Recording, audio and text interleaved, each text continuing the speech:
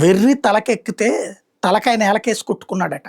అట్లా ఉంది అమెరికా వాళ్ళ తలతిక్క చేష్టలు. స్వేచ్ఛ కావాలి ప్రతి మనిషికి. ఆ స్వేచ్ఛకి బాధ్యత ఉండాలి.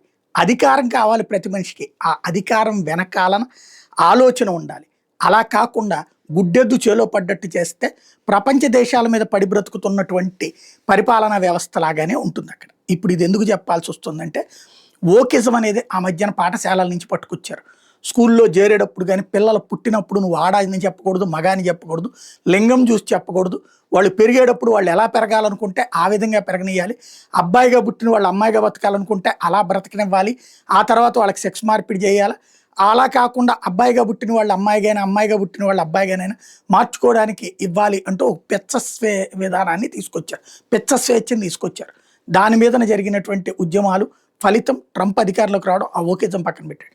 ఇప్పుడంట మార్కులు అక్కర్లేదట, అందరికీ సమానత్వం అంట మార్కులు. ఎవరైనా సరే చదవనటువంటి వాళ్ళు ఆటోమేటిక్గా పాస్ అయిపోతారు. ర్యాంకులు మార్కుల వలన భేదాభిప్రాయాలు వస్తున్నాయంట. ఒకళ్ళకి ఎక్కువ వస్తున్నాయి, ఒకళ్ళకి తక్కువ వస్తున్నాయి. ఒకళ్ళు చదువుకున్న బాగా అద్భుతమైనటువంటి మార్కులు సాధించిన వాళ్ళు, ఒకళ్ళు తక్కువ మార్కులు సాధించిన వాళ్ళు అనే ఫీలింగ్ వలన వాళ్ళల్లో మానసిక క్షోభ వస్తుందట. అందుకని ఆ విధానాన్ని తీసేస్తారట. తద్వారా ఇప్పుడు విచిత్రమైనటువంటి పేరు తీసుకొచ్చి ఈక్విటబుల్ గ్రేడింగ్ అన్నటువంటి సిస్టమ్ అట. దీని ప్రకారం అన్లిమిటెడ్ టెస్ట్ రీటేక్స్ ఉంటాయట.